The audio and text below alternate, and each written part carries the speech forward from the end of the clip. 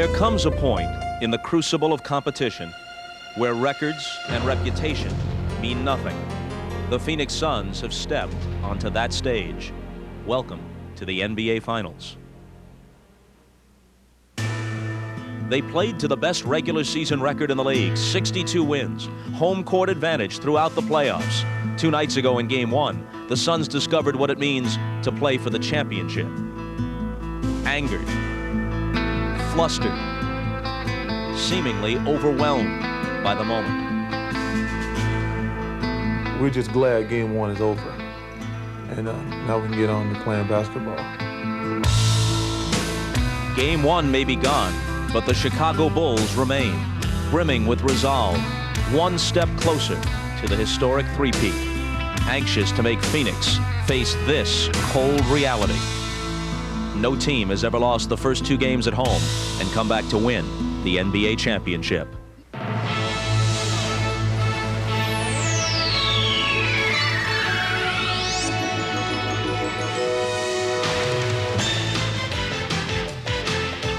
This is the NBA on NBC. The 1993 NBA Finals. Tonight, Game 2 between the Chicago Bulls and the Phoenix Suns. America West Arena. It's been a glorious first season here for the Phoenix Suns, but there's a good chance they won't see this floor again until November if they don't win tonight. Their chances hinge on a return to form by Charles Barkley and Kevin Johnson, a combined 13 for 38 from the field in Game 1, with KJ held to 2 assists and thrown completely off his game by the pestering defense of B.J. Armstrong. Hi, everybody. I'm Bob Costas. Phoenix had the league's best record, but coming into the finals, there was a strong consensus that Chicago still had the best team. Pending the submission of further evidence, there's little reason to doubt that's the case. The Bulls are 12-2 in the playoffs. The Suns 11-8. What's more, the Bulls are a nearly incredible 6-1 on the road in the last 3 NBA Finals. To put it bluntly, if Chicago wins tonight, it's very hard to conceive of Phoenix winning 2 of 3 in Chicago to bring the series back here. The Suns have lived on the edge throughout the postseason, already having faced 4 games in which defeat would have meant elimination. That is not technically true tonight, but it is practically true. And it is against an opponent superior to any they have met so far. One other note, we mentioned that no team has lost the first 2 games of the finals at home and come back to win the title. The fact is, no team has ever lost the first 2 games of the finals at home, period, regardless of the outcome. How then do the Suns get the win they desperately need tonight? With some thoughts on that, here's the trio who'll call the game: Marv, Mike, and Magic. Marveloso. Thank you, Bob. And in Game 1 on Wednesday night, it appeared to be a very tight, very jittery Phoenix Suns ball club. It was a frustrating game for Charles Barkley, who missed 16 of his 25 shots from the field, and he was upset with his performance. If you check the final 3 quarters, we thought we played really well, really aggressive, but we never really got our composure back after the first quarter. And I think that was due to over-anxious. I was rushing everything. And I have a lot of responsibility because if I play well, these guys feed on that, and if I play bad, they feed on that too, and I did not play well in Game 1. All right, Magic, what do the Suns have to do to turn it around here in Game 2? Well, the Phoenix Suns must do 3 things. Now, number 1, they must play aggressive defense. Get out and touch every Chicago Bull player. Number 2, KJ must find a way to penetrate to get easy shots for Dan Marley and Danny Ainge. Now, here you're going to see 2 traps by the Chicago Bull team. Now, those lines in the middle of the lane, that's where KJ wants to get to. And that's where the Chicago Bulls don't want him to get to. Now, here's 1 trap here. They're going to turn him back, and then you're going to see the second trap come and make him pass the ball.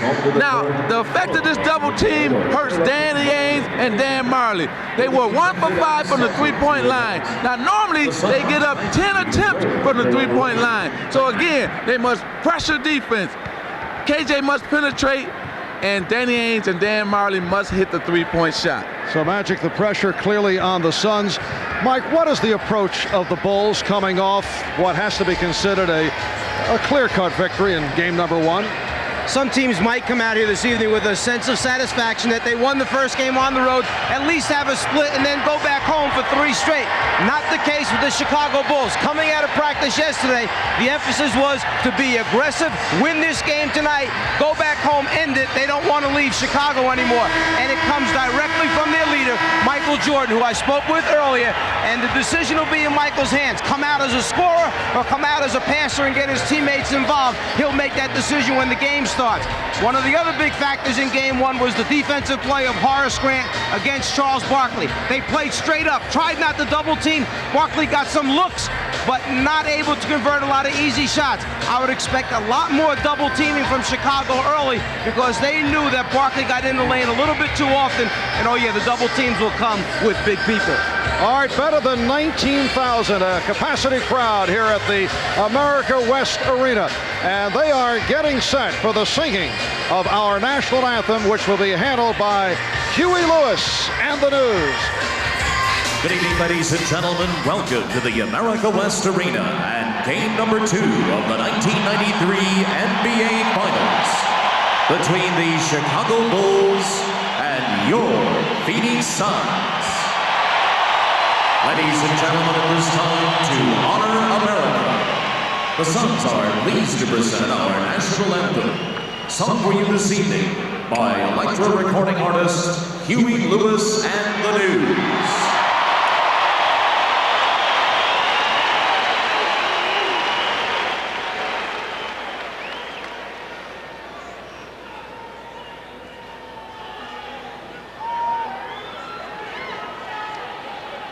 Oh, say, can you see by the dawn's early light what so proudly we hailed at the twilight's last gleaming, whose broad stripes and bright stars through the perilous fight o'er the ram.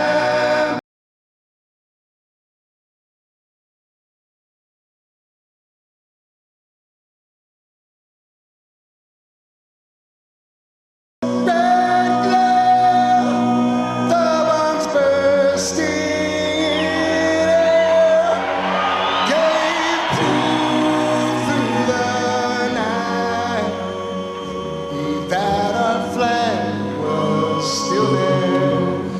Oh, say does that star-spangled banner yet wave o'er the land of the free and the home of the brave.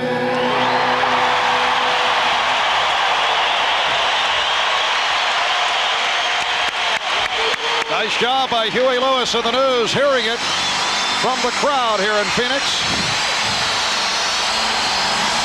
Now let's check in with our sideline reports. Once again, we're joined by both Ahmad Rashad and Hannah Storm. First to Ahmad.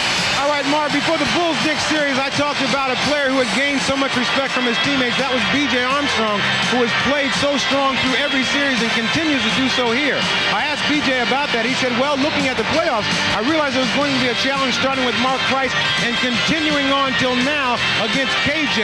He said, the thing that I wanted to do to make sure I was ready to accept that challenge. Now, as Magic Johnson says, the challenge continues for B.J. because if the Bulls are to beat Phoenix, B.J. will have to play strong against KJ.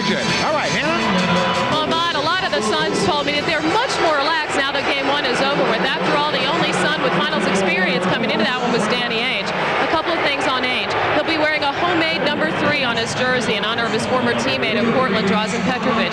Ainge is also playing with an injury. He jammed the thumb on his shooting hand in game 1. It's black and blue and it's very sore, but he thinks he'll be okay shooting as long as he doesn't aggravate it again. Overall, I would say this team is focused and confident. Charles Barkley promised to me we will win this game tonight. Mark? Thank you, Hannah. So Charles and his Suns are seeking to tie the series at 1, while Michael Jordan and his Bulls would love to go back to Chicago up 2-0. The NBA on NBC is brought to you by Miller Lite. Great taste, less filling. Can your beer do this? By Chrysler Plymouth, a division of the Chrysler Corporation. And by Canon. Canon cameras, so advanced, they're simple. Another beautiful day in the Valley of the Sun. Temperature at 105 degrees at one point late this afternoon. Some encouragement to the Suns. The last three teams that lost game one at home came back and won the NBA Finals. The 91 Bulls, 88 Lakers, and the 84 Boston Celtics. Checking the starting lineups for Chicago. Michael Jordan, B.J. Armstrong open in the backcourt. Up front, Scottie Pippen coming off another outstanding game, and Horace Grant. They are on the front line. Bill Cartwright shot well again in the early going in game one.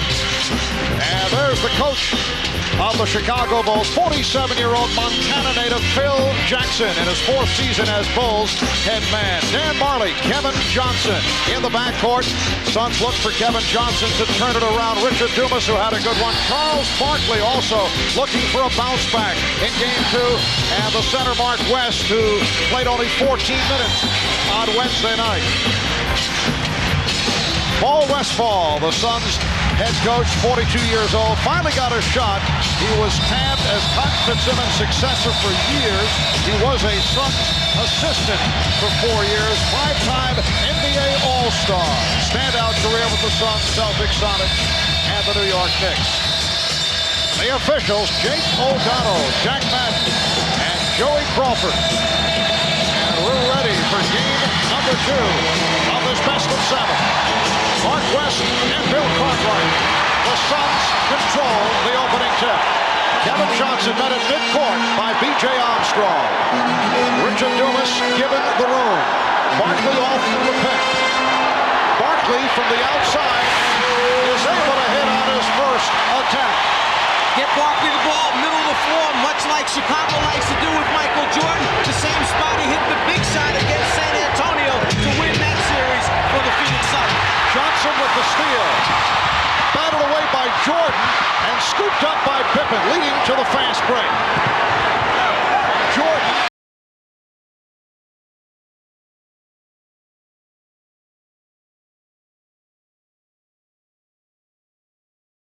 Get out and pressure the Chicago Bulls. The Bulls did an excellent job in stopping the penetration of Kevin Johnson in game 1. Horace Grant and checking. Charles Barkley and Jake O'Donnell calls the foul on Grant. So dangerous in the middle of the floor, Charles Barkley, because he can make a jumper from there if you back off him far enough, yet he has the potential with one dribble to get to the front of the rim, dunk the basketball, or create for his teammates.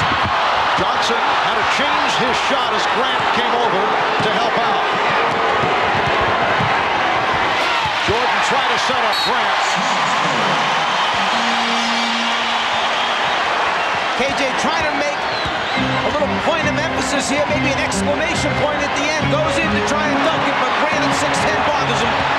B.J. Armstrong has come up hotly, got picked off by Mark West, who moved to center court to try and help out Kevin Johnson by setting a pick. The ball deflected out. It will be Phoenix possession. I tell you, if BJ is hurt, that's only going to help the Phoenix Suns and KJ penetrate more. Barkley from deep. The Suns and the Bulls are tied at 2. Oh, beautiful alley-oop for Scottie Pippen. A look-away thrown by Michael Jordan.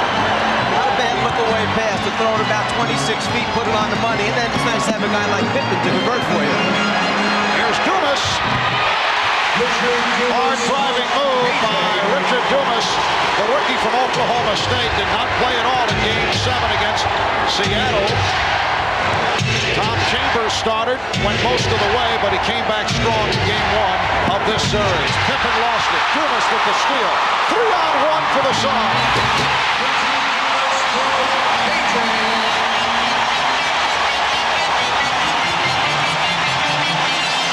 So Phoenix with a 6-4 lead. See, that's what I was talking about, the aggressive defense, because if the Phoenix Suns play aggressive defense, then they can get into their transition game, much like they just did there.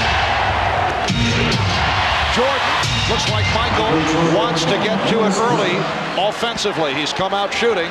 I think he's just looking it over right now. He's got to get his stroke down, see if he's got the good touch, good feel, but at the same time, he's willing to throw a few passes here early, get his teammates involved. Suns and Bulls tied at 6. They trap Johnson. West for Barkley. And the foul. And more importantly, we're talking about a foul on Grant, which is 2, and they need him to play Barkley. Well, let's go back to aggressive defense by the Suns, Richard Dumas, which gets Phoenix into their style of play. The best for them, the open court. Some good interior passing by the Suns, and Grant, who already had one ticky-tack foul when he poked him in the eye early, that time trying to come over and help out on the rotation. A little late, 2 fouls on Horace Grant early in the game. And Magic, in contrast to the way the Suns came out in game 1 on the tight side. Charles Barkley telling us after practice yesterday, he felt he was hyper, he felt the team was hyper. A different story thus far here. Well, they're more relaxed, and also they're playing better defense. Foul called. West came over, got a piece of it, and picked up the personal. Now, this is a strong move by Phil Jackson to leave Horace Grant out on the floor this early with 2 personal fouls on him. No one knows the team better than the head coach who sees him every day in practice. But normally you would pull him out and substitute, so you happen to use the other 4 fouls for the rest of the game. Phil Jackson making a move of staying with him. He's got confidence in him. Scottie Pippen only 3 for 9 from the line on Wednesday night. Gets on his first. Suns with a 9-7 advantage. Scottie Pippen 12 for 20, 27 points. A terrific all-around performance in the opening game of the series. Here's Chicago going to the trap. Barkley protecting. And then fires down. Suns fortunate to come up with that loose ball, and Dumas has given Phoenix an 11-8 lead. And you saw the long pass, something that's a trademark of the Suns team. When they're playing loosey-goosey like they like to play, you'll see a lot of long baseball passes. In fact, George Karl mentioned they're the best in the league at going over the top with long passes. Jordan got the step. Cartwright had it knocked away, but a loose ball foul is called. That's the second on Mark West. Well, here on the trap, you must be aggressive. You must attack when you're being trapped. And that's what the Phoenix Suns do. They are aggressive and get a dunk out of it. Anytime you trap, you must try to score against the trap. Early departure for that man. Mark West played only 14 minutes. Hit 3 of 3 from the field the other night, but picked up the early 2, and Oliver Miller has come on and blocks Cartwright. Oliver Miller, the rookie from Arkansas, coming up with the rejection. Nice hesitation move by Kevin Johnson. So the Suns lead 13-8. Pippen right back. Yes, Scottie Pippen wasting no time getting down court. The Suns lead by 3 with 4 minutes gone by, and they have opened at a quick pace. It is Phoenix Suns pace here at the outset. Suns have made their last 5 from the field. Marley for 3.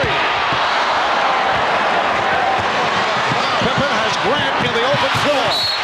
Yes, and it counts. So the foul is called on Kevin Johnson. Eyes up all the time, see the floor at 6'7", Pippen can do it, and when you have a power forward who runs the way Horace Grant does, it pays off with some easy baskets in transition. And credits to Phil Jackson for leaving him on the floor, not taking him out. He knows his team better than anyone.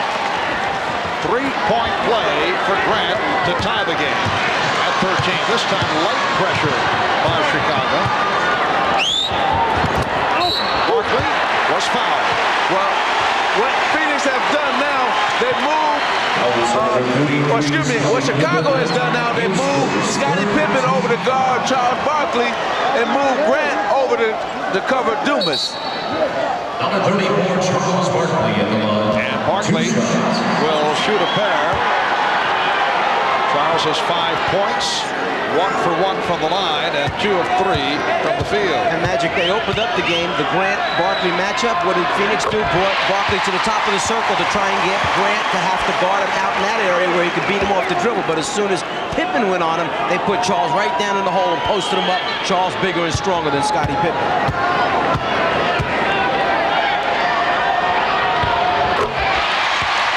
Phoenix 15 and Chicago 13. Barkley switches off to Pippen. Now met by a double team. Grant. Well looked by Scottie Pippen off the trap in the corner. And the game is tied at 15 again. B.J. Armstrong looking to make Kevin Johnson work hard to get it across. And a foul on B.J. Will he get the call on the continuation? No, he won't. They don't want Kevin Johnson coming back to the middle of the floor, so if he's going to get to the basket, his easiest path will be turning the corner. That time, B.J. ride him a little bit too much. Now Barkley posting up.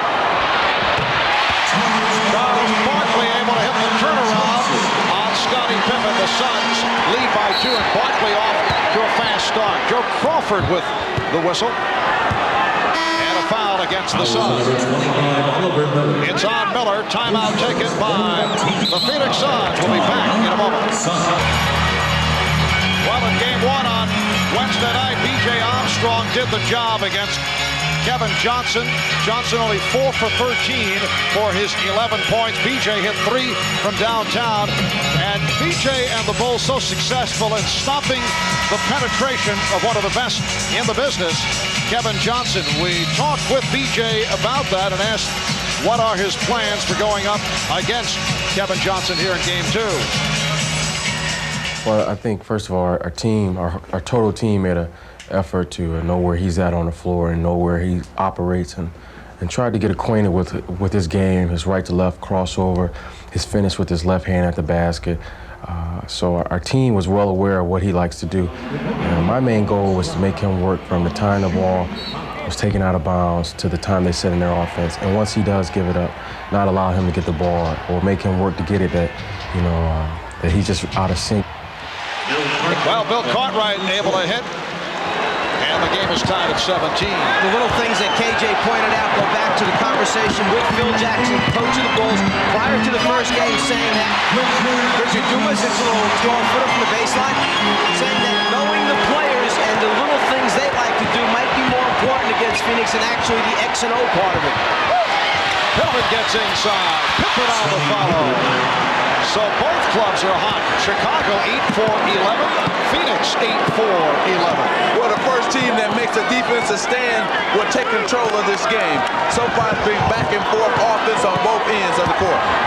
Game tied at 19. Here's Dumas. Back tap by Jordan. And Armstrong brings across just under 6 minutes remaining. First quarter. Marv Albert, Mike Fratello, Magic Johnson, Bob Rashad, and a storm from America West Arena in Phoenix. Jordan with another opportunity.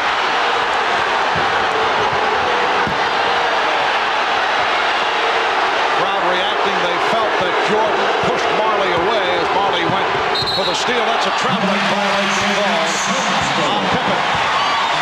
Let's go back to the last play for Phoenix. You have the player coming over to set the screen. The defensive man, Cartwright, must stop KJ from getting to the middle of the floor. It's what Magic talked about in the beginning. They don't let him get to the lane area, but he still creates a shot for a teammate. Chicago's 4th turnover, giving the ball back to Phoenix. Scott Williams guarding Charles Barkley. Williams coming on for the first time. Jordan for 3. Yes. Michael Jordan hitting from downtown. He now has 7 points. And Michael has just passed Magic Johnson as Barkley gets inside. Michael Jordan passing Magic for 5th place among all-time playoff scorers. He now trails Kareem, Jerry West, Larry Bird, and John Havlicek. Scott Williams rejected. And Miller comes away with it. Well, Magic, your number 6. Well, not bad. Yeah, what can I say? Offensive foul called that time. Chicago's defense, again, closing down the lane. Steps in, takes the foul as KJ tries to pass off. Tight defense, get in the lane, but they constantly step up the Bulls defense and pick up offensive fouls. 4.5 remaining. In this first quarter, the Bulls now lead 22-21. Bill Cartwright sitting down. Stacey King has come on. The matchup will be King and Miller. So it's King, Williams, and Pippen up front. They double up on Jordan. And the pass knocked away by Marley. So the Phoenix trap well executed. Here's Marley for 3. Jordan eluding Marley. Jordan lost it. Miller with the steal. But the ball goes back to Chicago. Think about the things that Oliver Miller has done because of his long arms and fingertips. He's blocked the shot. He has challenged Jordan in a double team, and here he just flicks in quickly with those long arms and long fingers and forces a turnover. Timeout called with 3:56 to go in the first. A brilliant sequence for the rookie Oliver Miller. First the block shot, his second of the quarter, 5th in the series, 52 for the entire playoffs in 20 games, and then the steal as he was able to strip Michael Jordan. You talked about the long arms. Check out the wingspan, 91 inches, which is equal to 7 foot 7 inches, about the height of Manute Bol. Wingspan roughly equivalent to your height. We guess that Manute, Sam Perkins, along with Oliver Miller, have the widest wingspans in the NBA. Would you agree with that? I would definitely agree with that. And another thing with the Phoenix Suns, they've done so far one of the 3 things that they wanted to do to win this game, and that's played aggressive defense so far. Oliver's net size only 17, though. It's all of the wingspan. Danny Ainge has come on for the first time. Bulls lead by 1. Here's Pippen on a fadeaway. Knocked away by Barkley. Marley met by Trent Tucker, who just came on. Barkley sets for the 3. And the Suns not able to hit from long range. Scott Williams had the strong game on Wednesday night. Really did the job off the board. Scott Williams was in there for the final 12 minutes of the basketball game, and when he was on the floor, Chicago was plus 11 against Phoenix. So that means without him, they were actually down. They have a lot of confidence in Scott Williams. Tom Chambers, who came on just a moment ago, is called for the foul, and Stacey King will go to the line. Tom Chambers did not get the playing time the other night, coming off the good one against Seattle in Game 7. Magic, I want to go back to the last possession for Phoenix when they pulled up and Charles wound up shooting the 3-pointer. And we understand that Charles is going to take his threes every so often from behind the 3-point line, but that particular time, I would say, was not the right decision. And looking over at Paul Westphal, he was not real happy with that shot selection. Well, that's because you got your best rebounder shooting a 3-point shot, and you take your best rebounder from the basket, and nothing good can happen for you. Oh, Marley able to get to that loose ball, and Chambers blocked by Williams. Pippen for Jordan. And Trent Tucker able to get to it. Bulls with the ball. They lead by 3.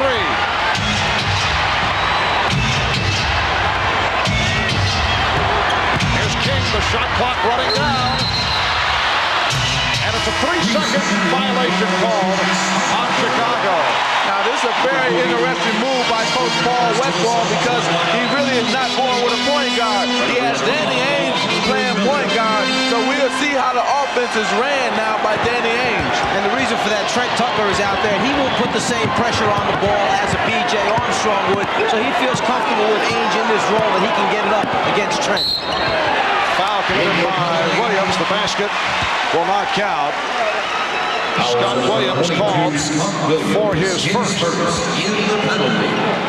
Inside play taking place. Bulls bumping all those cutters, coming to the basketball. That time a little bit too much pushing and shoving. And what Paul Westphal has done now is he's put a very big team on the floor for the Phoenix Suns. You're talking about West, Chambers, Barkley up front, and a backcourt of Ainge and Marley. He usually likes to go small. Right now he's going very big. Not only that, he has his best shooting team on the floor at this time because both Ainge and Marley can shoot from the three-point line as well as Tom Chambers can also shoot from the outside. John Paxson replacing Michael Jordan. Jordan with 7 points, 3 out of 6 from the field. Comes back to Barkley. Chambers. The Suns and the Bulls tied at 24. Bulls have missed their last 5 field goal attempts. They have Williams with King and Pippen up front. Tucker and Paxson at the guards. And Jake O'Donnell with the call away from the ball. In the penalty, comes out of the 24, Tom Chambers. Apparently Chambers called for the foul and it puts Phoenix over the limit. And Chambers started to run down the floor as if the foul was going to be called against the offensive player, trying to help the officials make that call. Jake O'Donnell right after and said, no, I don't buy that routine. So both teams over the foul limit. And Stacey King to the line. He is 3 of 3 from the foul line. 2:18 remaining. In this first quarter, the Bulls by 1. Game 3 in Chicago Sunday night. 7 o'clock starting time. In the East, right here on NBC, Game 4 at Chicago next Wednesday, June 16th, 9 p.m. Eastern Time. Suns do not have trouble with the pressure. Barkley being played now by Scott Williams. Barkley changed his mind. Chambers pulling his way and a foul call. So Tom Chambers to the line. He was hit by Scott Williams. One thing about Tom Chambers, when he decides he's going to get a shot up at the basket, he's going to get it up. You can expect him when he gets going to try and finish. To shoot 2. Tom Chambers in his 12th season out of Utah. Last couple of years bothered by back problems and hamstring injuries.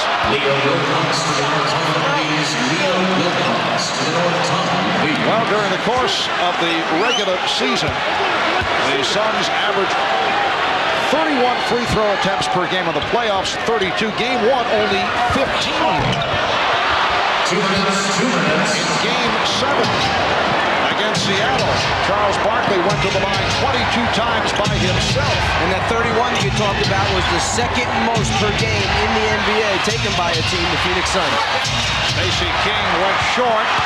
West's pass intercepted by Pippen.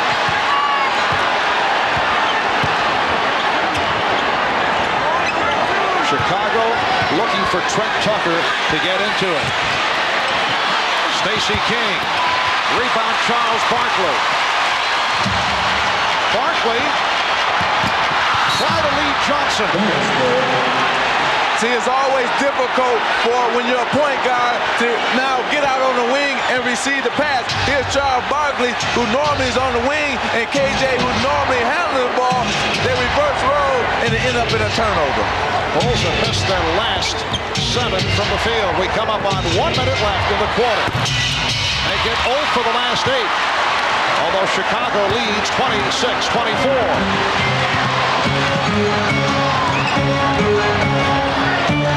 Kevin Johnson being guarded by Trent Tucker. Kevin Johnson with a second field goal. And he's tied the game at 26. Pippen off the hesitation dribble. Pippen for Williams. What a play by Scottie Pippen. The Bulls lead by 2. Johnson changed his mind.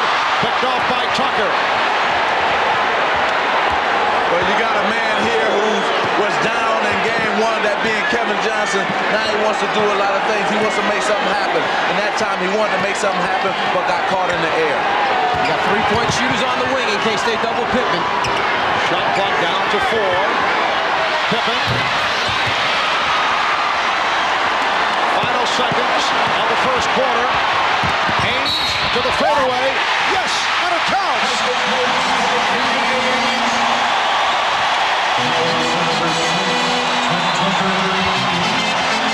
Foul committed by Trent Tucker with 2 1/10 seconds remaining in the first quarter. Last thing Chicago wanted to do is give the Phoenix Suns an opportunity to finish off the quarter with a three-point play. The problem is that they had to get a shot up at the other end of the floor with what you would call a lot of time left, meaning about 8 or 9 seconds remaining on the game clock. So Phoenix was going to come down and get some kind of good shot up, providing they didn't turn it over.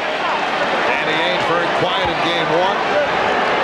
Now trying to complete a three-point play. 85% free throw shooter this season. Suns by 1. Pressure on the inbounds. Final seconds of the quarter. Pippen for Tucker for 3-point. That would have counted.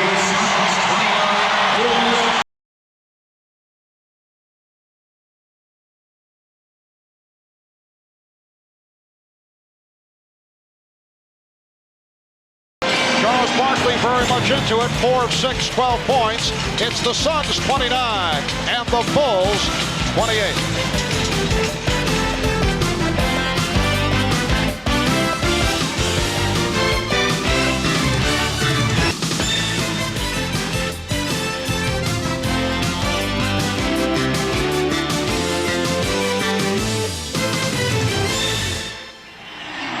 And a storm back in America West Arena with talk show host Rush Limbaugh, a good friend of Coach Paul Westfall's. And Rush, is it true that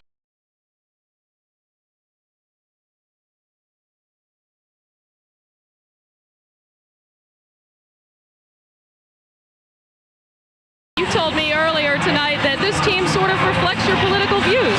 Well, sort of. This is a team of rugged individualists who play well as a team, and the key to their success tonight is for each guy doing what he does best.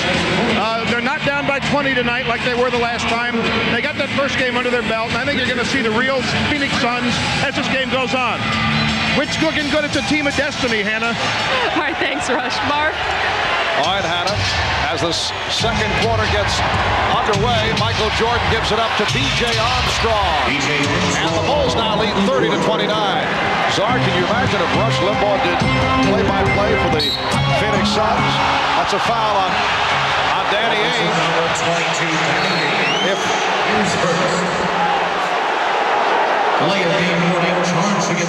Paxson does a good job moving his feet, gets over in front. Very close call that time. And then after it, Danny Ainge took the basketball, tossed it away, and a delay of game warning was called against the Phoenix Suns. You can see that Phoenix has changed their offensive strategy. They're now trying to run after-made baskets. All right, Grant being played by Miller. Jordan. Rebounded by Miller. Frank Johnson has checked in for the first time, played well in game number 1. And Miller finishes it off. Suns by 1. 1 minute gone by in the second quarter. Can you imagine if Rush Limbaugh did play-by-play for the Suns? He'd probably suggest 5 years mandatory for traveling violations. I'll explain it later, so I'm thinking about that. Okay. And a foul is called. A loose ball foul. Jake O'Donnell, Jack Master, Joey Crawford working the game. Oliver Miller called for the foul. Well, as we mentioned earlier, Magic with tears in his eyes as Michael Jordan passed him by earlier. You took it well, I thought. Yeah, well, since he's a good friend of mine, I decided to go ahead and not cry too much. You know, but it was somebody else, I probably would have been really upset. And there's the man next in line, John Havlicek. One of the greats from the Boston Celtics. John Havlicek up at 4 a.m. this morning, taking his first air balloon ride around the area. Got up as high as 4,000 feet, but hovered mostly in that 60 to 80-foot area off the ground. Said it was sensational. And Hondo will be one of the guests at halftime with Bob Costas on the Prudential halftime report. Armstrong on a pull-up. Grant, and he was fouled.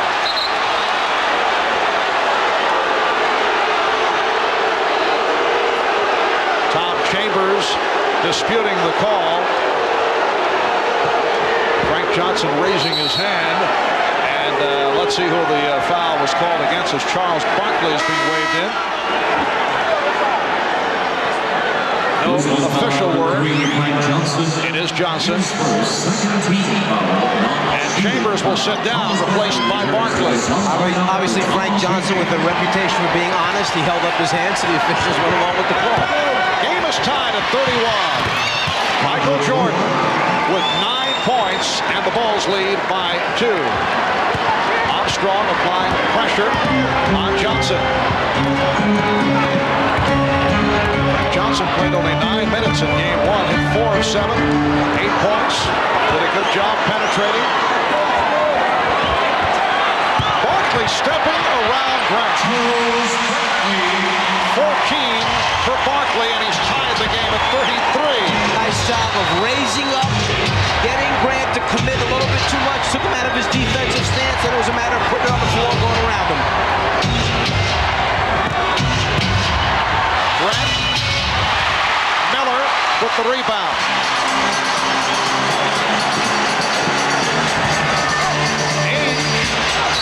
Air ball thrown up by Danny Ainge, and a foul was called.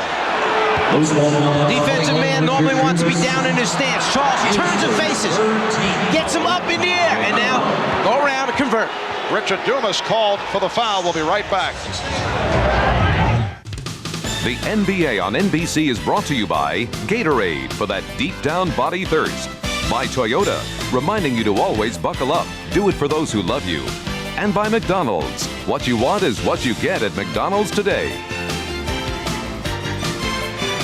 Ahmad Rashad back here in American West Arena alongside Cliff Levingston, a former Chicago Bull. You were the inspirational leader on this team last year. How they got along without you? Well, they're focused. They know what it takes to get to the championship game again, and they know what it takes to win it. And right now, they're staying focused throughout all the ups and downs of the game. I think they're going to stay right on target and win the ball game. Cliff, as focused as they were last year, this year there seems to be a calmness about this team in these finals. Well, they're being smart. They set everybody up to think they weren't going to be in it, but they're in it. All right, thanks, Cliff. Good luck to you. All right, Marv. Thank you, Ahmad. Cliff Levingston came up very strong in the playoffs the last couple of years. Michael Jordan with a sweet stroke. Cliff played in Greece this past season.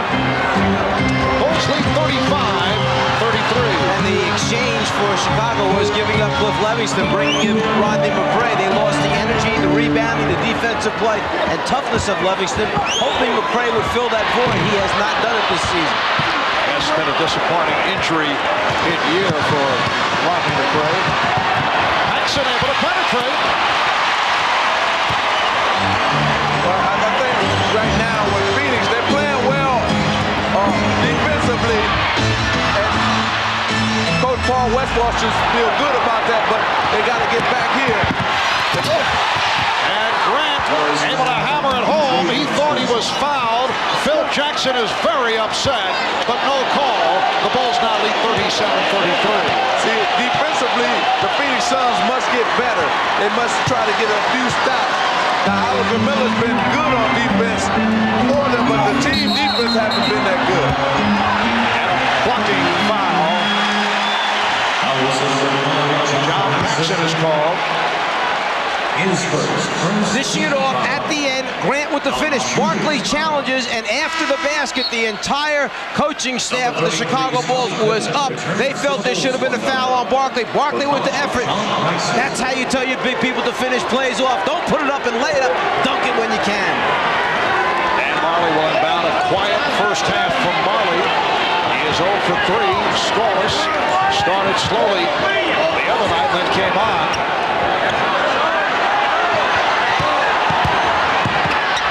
Bad shot. Forced it, although he was double teamed. Last touch, though, by the Bulls.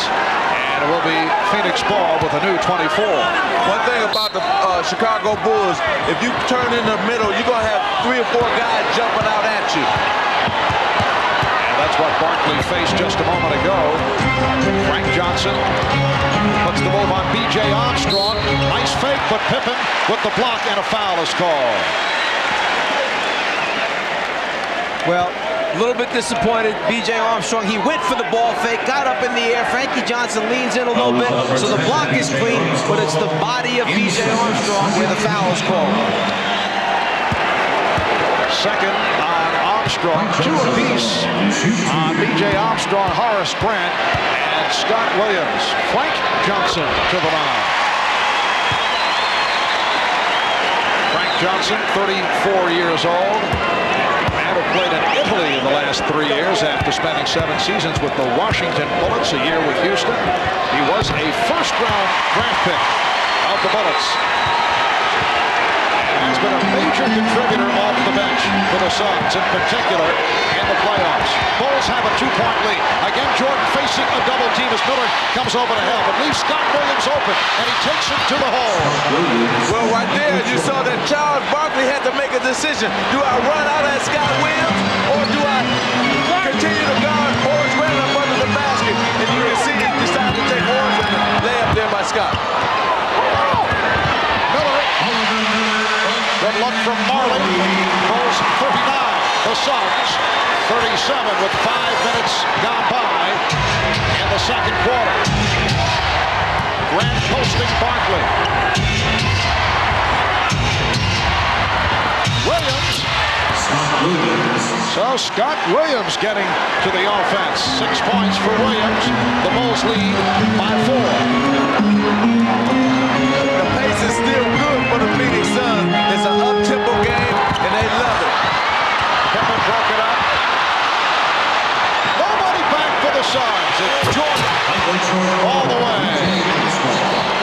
And a timeout taken by Paul Westphal. The Bulls by 6. We mentioned that Phil Jackson's got a lot of confidence. Well, Williams has a wide-open jumper and then says, hey, why not take a layup instead of a jumper? So he goes uncontested to the basket for the first one. The next score doesn't come quite as easy because he's got to fake first, get Barkley off his back, then convert by dunking the basketball. Unselfish play by the Bulls. Give it to Michael. Let him get the 2.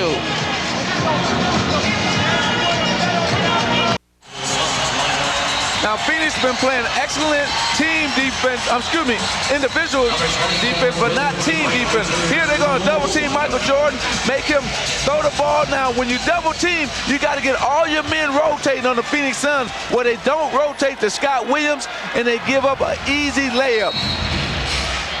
So you got to rotate, get good team defense. And that's what's killing the Phoenix Suns right now. Good individual defense, but poor team defense. And the Bulls have hit their last 5 shots. They now lead by 6. Their biggest lead of the game. Kevin Johnson has returned. Marley. And Barkley. Charles Barkley has 16. The Bulls now lead by 4. Just under 6 minutes remaining. First half. Marv Albert with the czar of the telestrator, Mike Fratello, Urban Magic Johnson, Bob Rashad, Hannah Storm, Bob Costas will be along at halftime. You talk about beautiful, unselfish basketball. There's give and go. Pass, cut to the basket, get it back, and then either score or give it off to a teammate. Michael Jordan and the Bulls. Chicago by 6.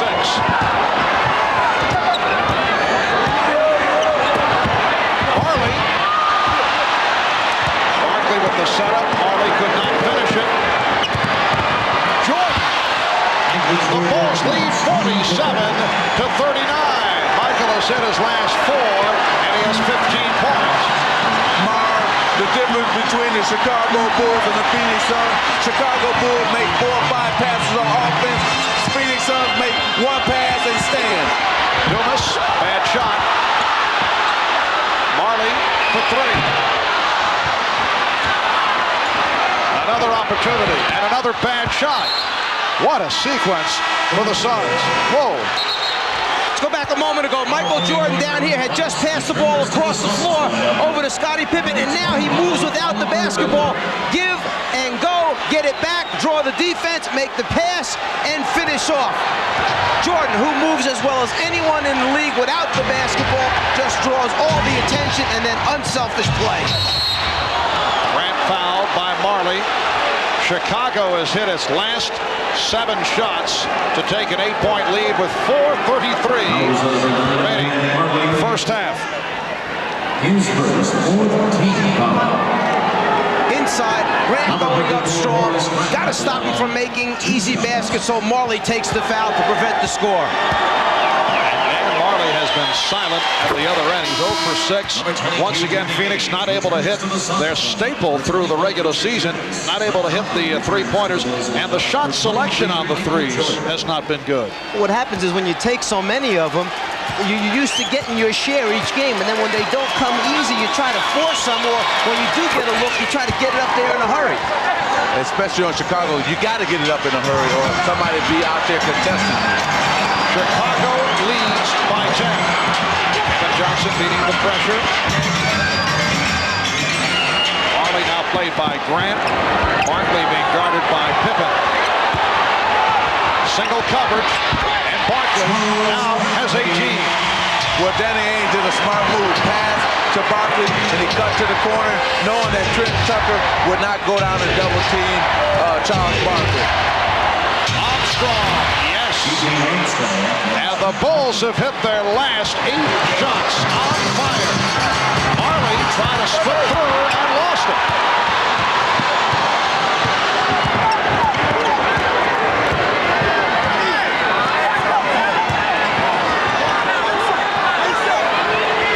Team on Pippen, who gets it out. Grant off the pick. Beautifully done as they swing the ball around looking for the open man. That's exactly what Magic talked about. Difference, 4 or 5 passes, play unselfish, it doesn't matter who scores. Well, let me just put it bluntly here. In a running game, Phoenix is at their best. In a wide open game.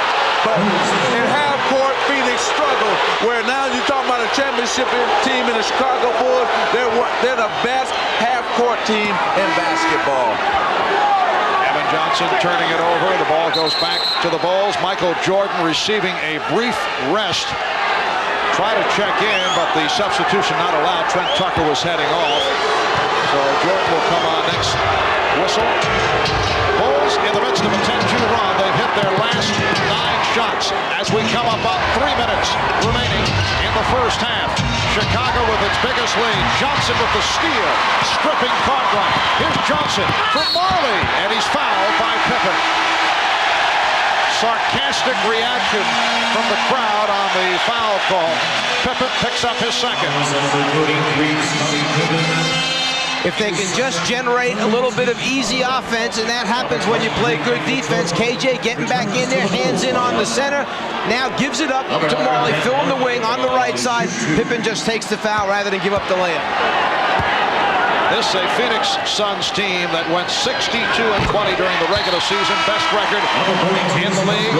They've struggled in the playoffs, although they have reached the final round. Had problems with the Lakers, losing the first 2, taking the next 3 to win the series. Took San Antonio in 6, and then won a difficult 7-game series against Seattle. At home during the regular season, they won 35 and lost 6.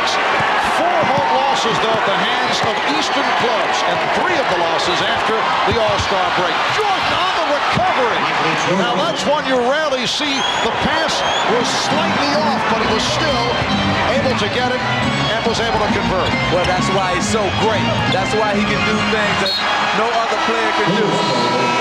And actually, the Phoenix defensive player got a body on him. So, yes, the pass was a little bit short. Jordan couldn't extend, but Marley goes back and gets a body on him right there to prevent him from scoring. But Jordan recovers more quickly than Dan Marley. The Bulls have hit 10 of their last 11 from the field and lead by 12. Coming Coming up on the Prudential Halftime Report, we'll be joined live here in Phoenix by former Celtic great John Havlicek. There's Hondo. His Celtics were the last team to three-peat. Actually, they won 8 in a row. We'll also talk with the 2 guys who figure to be the top 2 picks in this month's NBA draft. This is a live shot. Chris Webber at home, not watching the game. He's playing Nintendo or some kind of video game, unconcerned at present about the Suns and the Bulls. Of course, he led the Wolverines to the NCAA final each of the past 2 seasons. Sean Bradley will also be here, the highly regarded 7'6" center from Brigham Young. There's Sean, a busy halftime in just a few minutes. But right now, let's head back to the court as we rejoin Marv, Mike, and Magic. All right, Bob. Chris Webber putting a dent on the ratings. He does have a Nielsen Holmes on. Do you know that? I'll give Magic first pick. What do you want? I'll take Webber. So whoever's left over, I'll take him in the second slot.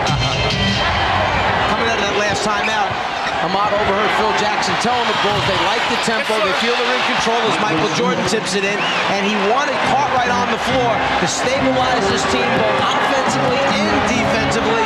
The experienced center who will get them in their offense, allow them to run it by setting screens, and get on the glass and help on the boards. And a foul call. That's 3 on Scott Williams. A red-hot second quarter for the Bulls, who now lead by 14. Well, here's Michael Jordan attacking the offensive board. See, Michael can hurt you in so many different ways. You always got to know where he is on the court and put a body on him when a shot goes up. Scott Williams sitting down. Chicago 13 for 19 from the field. Phoenix only 5 of 16. Now Barkley operating against King. Got it back to Ames. And the Suns finally hit a three-pointer. They missed their first 4. Bulls 57. The Suns 46 with a minute 50 to go in this first half.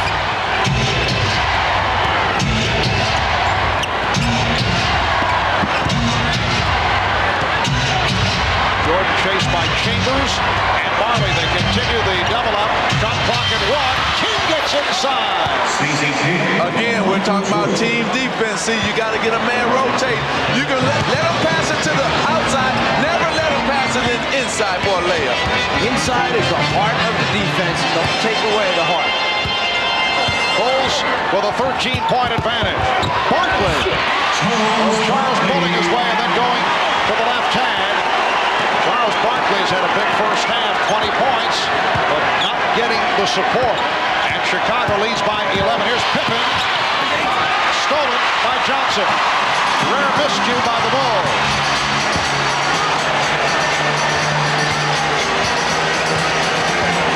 Evan Johnson now guarded by Michael Jordan.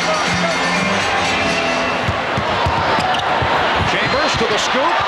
Rebound Barkley. Oh, what a play by Charles Barkley. The Bulls by 9.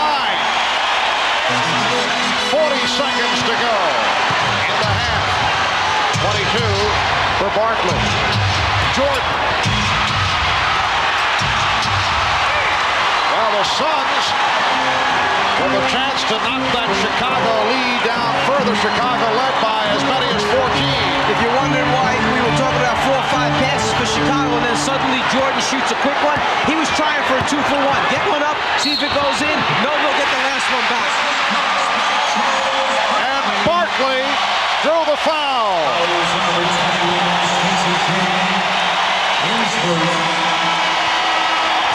Penetration by Chambers, gets it up on the glass, and then Charles just rips it from between 2 Bulls and converts as he's falling down. And then, again, to end a quarter, an opportunity for Phoenix to wind up with a 3-point play. They did it to end the first quarter. He has a chance now, Barkley, as he goes to the basket, to do it once again this quarter. Well, see, they're doing something different here in game 2. You see Westbrook going to react to this play. They're getting finally penetration. They may not be getting it from KJ, but they're getting it from other guys, Phoenix Suns. And this the best sustained period of the half for the Suns. 7 straight points. And the Bulls now lead by 6. 10 seconds left of the half. Tucker did not want to take the shot. Gave it back to Jordan. Now Tucker for 3. Well, Phoenix able to come back. Down by as many as 14. They have within 6 at the half. Michael Jordan, 9 for 15. He has 19. Charles Barkley, 10 of 14, 25 points. Bob Costas and the Prudential halftime report. And the guest list includes John Havlicek, Chris Webber, and Sean Bradley. A star-studded lineup. We'll be right back. Stone, thank you. Now the always somewhat awkward transition back to basketball. One gentleman who's taken a particular interest in this final series between Phoenix and Chicago is ex-Celtic great John Havlicek. Hondo was a member of the last NBA team to three-peat back in 1966. That team, of course, featured Bill Russell, among others, and they won 8 straight NBA titles from 59 to 66. Havlicek also played on the 76 Celtic team that beat the Suns in the finals. Hondo hit this runner at the end of the second OT in Game 5 before Gar Hurd's famous shot sent things into a third overtime, but eventually the Celtics won that ball game and the series with it, and it's not too far-fetched to say, even though you won in 6, capping it back here in Phoenix, that the momentum would have been entirely different. If they could have beaten you in Game 5 on your home floor in a game like that, they might well have won here to take their first title. People think that if they had won that particular series, we would have lost here. I don't think that, because we were a team that had a lot of great pride. We knew that we were a better team, and we also felt that that particular game wasn't one of our best played games. Regardless of whether it was well played technically from an X and O standpoint, have you ever been in a more exciting and exhausting game? No, it was probably the most emotional game I'd ever been in, because it went 3 overtimes, and I can recall JoJo White sitting at half court during one of the overtimes. He played, I believe, 63 minutes. I played 58, and it was one of those games where you had the highs and lows. You were euphoric one moment, and you were the depths of despair the next. Now these Bulls are going after a three-peat. It's a different era in the NBA. It's fair to say that no team, even your Celtic team, could have won 8 straight in the modern era. But how do you compare these Bulls to the other great teams you were with or played against? Well, the thing that I'm impressed with the Bulls is the fact that they play great defense. If you see Phoenix playing against them, they have to work for everything they get. They're picking them up all over the floor. And I know that to win championships, you have to play defense. Paul Westphal may have to change this whole lineup to get back into this series if they don't do anything tonight. Westphal, a former teammate of yours and, of course, an opponent in that 76 final. He was a great player in those days for the Suns. Did you see him as a potential coach? I always liked Paul Westphal as a player, and he's a very gamey individual, and he always had a lot of contests to play. So he's a thinking-type player. I thought that he could become a good coach. I didn't know if he would go into this type of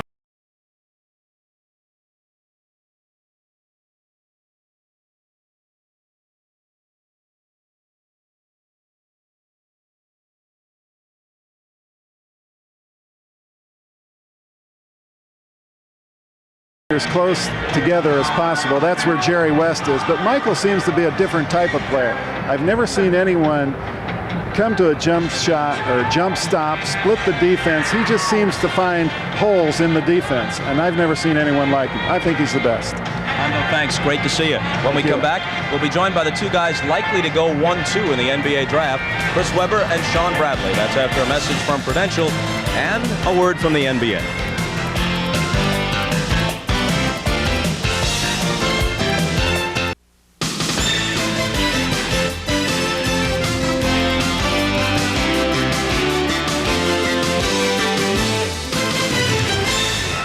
Well, the NBA draft is just under 3 weeks away. June 30th is the night, and the place is the Palace of Auburn Hills. That's pretty appropriate, considering that Detroit native Chris Webber is expected to be one of the top picks, if not the first pick, which of course is owned by Orlando. Also expected to go in the first few choices is Sean Bradley, the 7'6" center out of Brigham Young. Chris is going to be with us by satellite.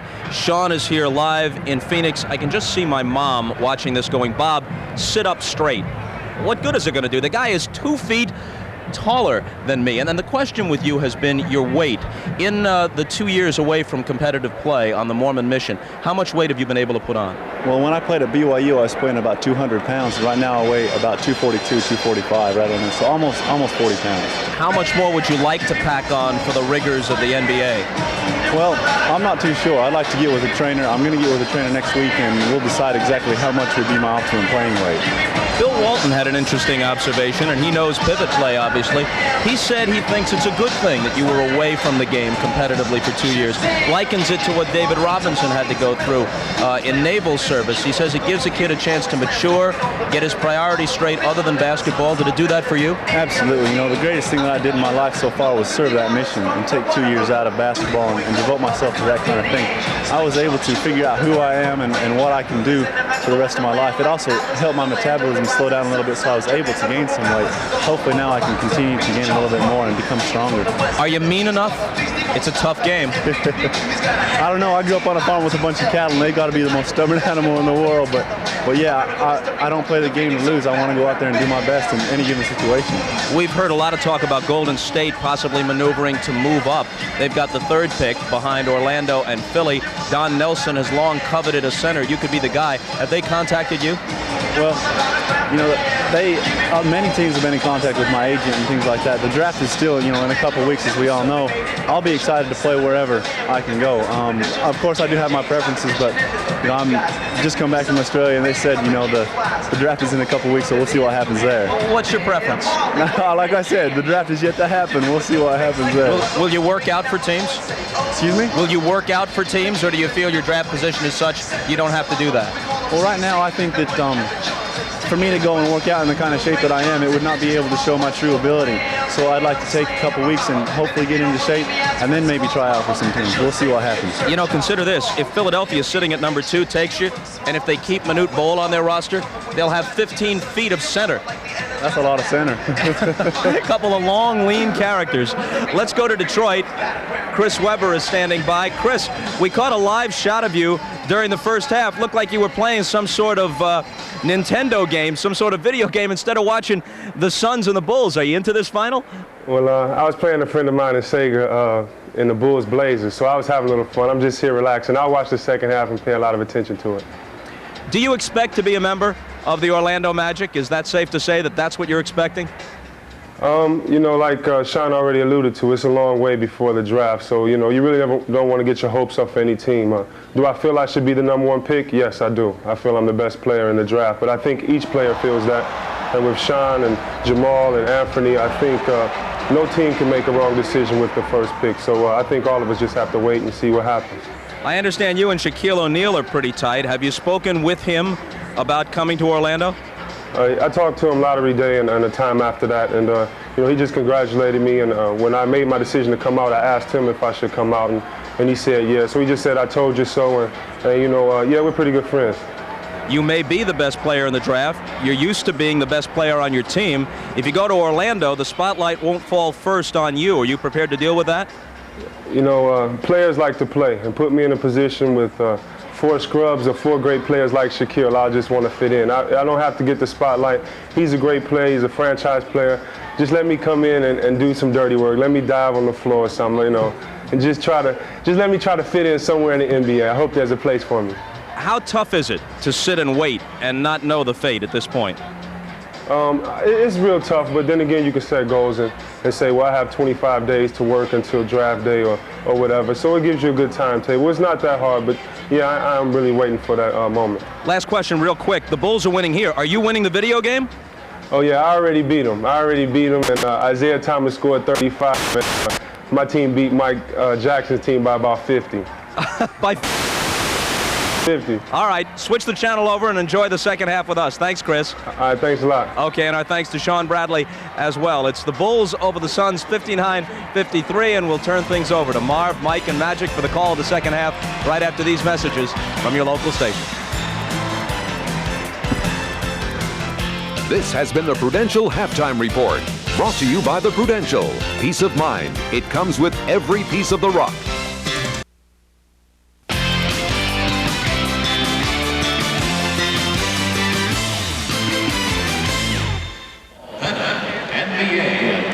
Coming up on 7:30 in the evening in the Valley of the Sun. Another beautiful day in Phoenix, Arizona. Marv Albert, Magic Johnson, Mike Fratello. The Bulls, led by as many as 14, look to be on the way to a blowout, but a good close by the Suns, and they have moved within 6. This after that hot shooting spurt by Chicago. Actually, both teams are shooting the ball very well in the first half, up over 50% from the floor. Chicago with 6 more field goal attempts, and that comes because they have 4 more offensive rebounds and 2 fewer turnovers. But to me, one of the key things for Phoenix is already they have 10 points from the foul line here in the first half. They had 10 for the entire game number 1, so they're getting to the free throw line. Well, and here are the three-pointers. You know, Phoenix is only 1 for 5, but that one three-pointer triggered a 10-2 run by the Phoenix Suns to end the the first half. And so that one three-pointer by Danny Ainge really sparked and rallied the Phoenix Suns. Yes, Danny Ainge hitting that three-point shot leading to the 10-2 run. A look at today's Miller Genuine Draft halftime statistics. The Bulls 59, the Suns 53 as we head to the second half.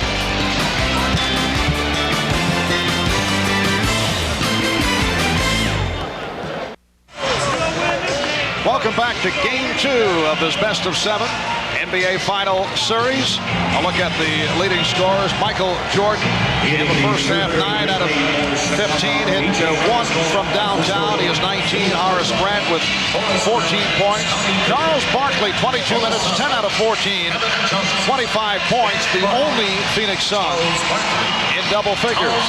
Barkley has been so effective because of his shot selection. You know, in game number 1, he was 7 for 15 from the inside and 2 for 10 from the outside, but here already in the first half, 8 for 8 from the inside, 2 for 6 from the outside. And you can see Michael's jumpers, 11 for 28, but inside, he rarely misses.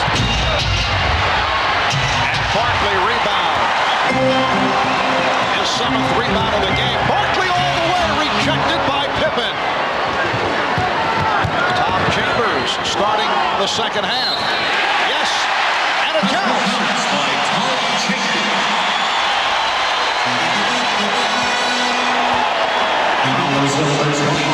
At the other end, the defensive end for Chicago, Barkley gets past Grant, but there's the cover-up by Pippen blocking the shot. Chambers shows the ball. It's called the old up and under, and Michael coming from behind gets a piece of his head. So Chambers goes to the free throw line for a potential three-point play. I like how the Phoenix Suns are starting the second half because even though Barkley got his shot blocked, he was going to the basket. The same thing with Tom Chambers. At least they're taking it to the basket. So Paul Westphal starting Tom Chambers rather than Richard Dumas.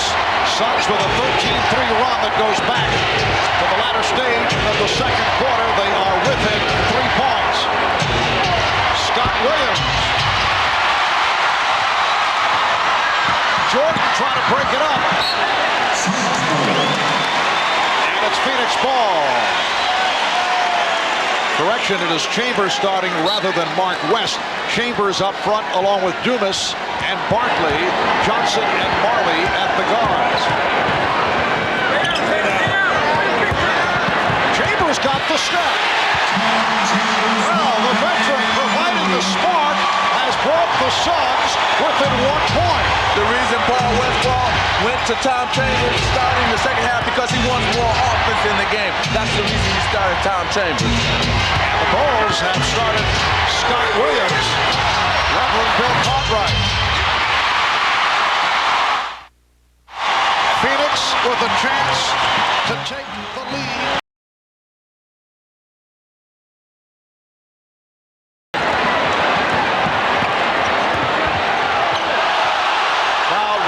Violation called on Jordan. Nice play, and Scott Williams extends. So the Bulls with a 61-58 advantage. 2 minutes gone by, third quarter.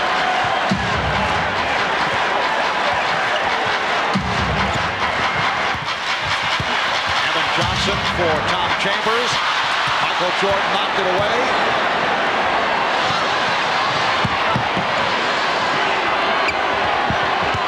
Jordan with a shoulder ball move. Jordan on the follow, and he drew the foul. Charles Barkley, his first.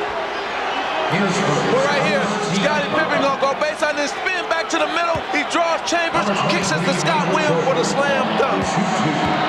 Then Michael Jordan takes the basketball and decides that he is going to make some things happen for himself by putting the ball on the floor. And remember, against New York, not too many times did he get to the front of the rim. Against Phoenix, it's a little bit easier. Even though he may miss the first one, he stays with it and gets another opportunity. Oliver Miller is back. Richard Dumas sitting down. Oliver Miller played well in the first half in a 13-minute stint. Chicago 63, Phoenix 58. Here's pressure by the Bulls. Johnson had a hold up on the dribble. Pass too strong. They got what they wanted. Phoenix tried to attack. Chicago comes up with the turnover.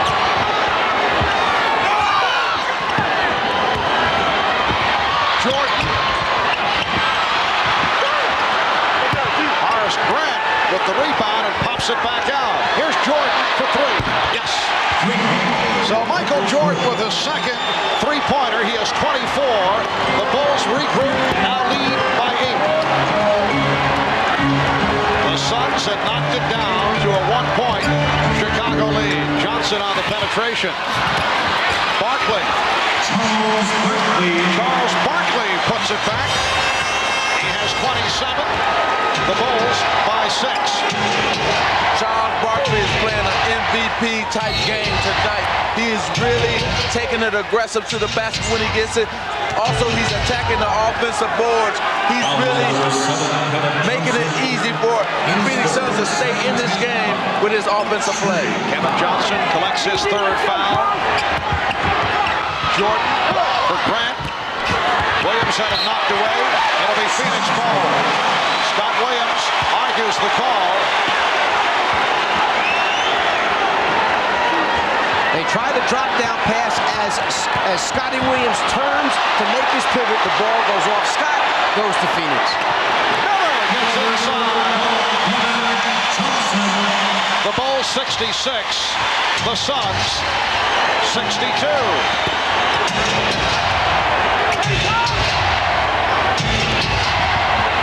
Jordan with the spin gives it back. Grant.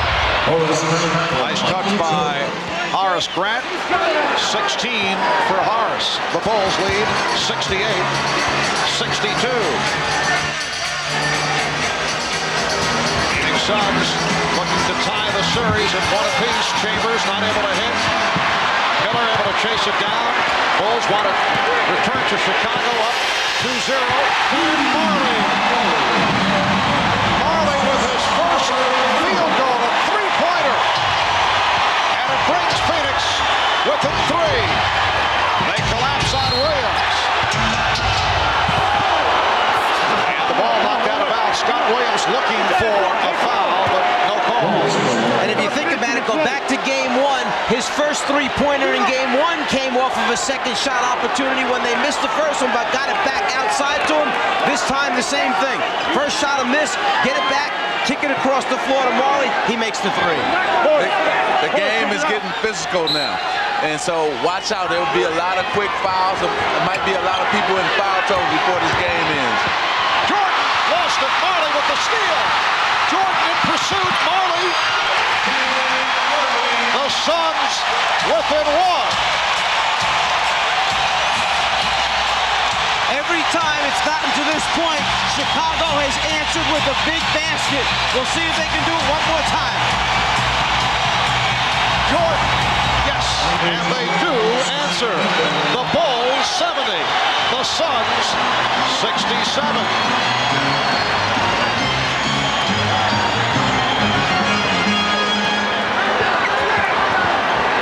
Marley played by Jordan. And Pippen has Armstrong in the clear. And we get a call, a fouls call. Barkley was cut off at center court by Scottie Pippen as Barkley was trying to race down court, and the basket will not count. Charles Barkley gave the extra effort to try and run down what appeared to be a certain layup. To me, there's no call involved there. That had nothing to do with the outcome of that play. Should not take the basket away. The NBA on NBC is brought to you by Ford and your Ford dealer. Have you driven a Ford lately?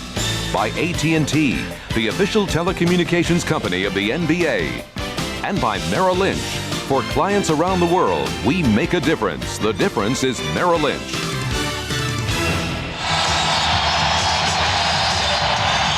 America West Arena is rocking. Charles Barkley in his final season with the 76ers, his 8th and final season last year, put up these numbers, averaged 23 points a game, 11 rebounds, 4 assists. And this season, coming over to Phoenix, upping it to 25.6 per game, 12 rebounds per game. And that doesn't really tell the whole story, because in this situation, he's done it in a more meaningful campaign with the Philadelphia 76ers.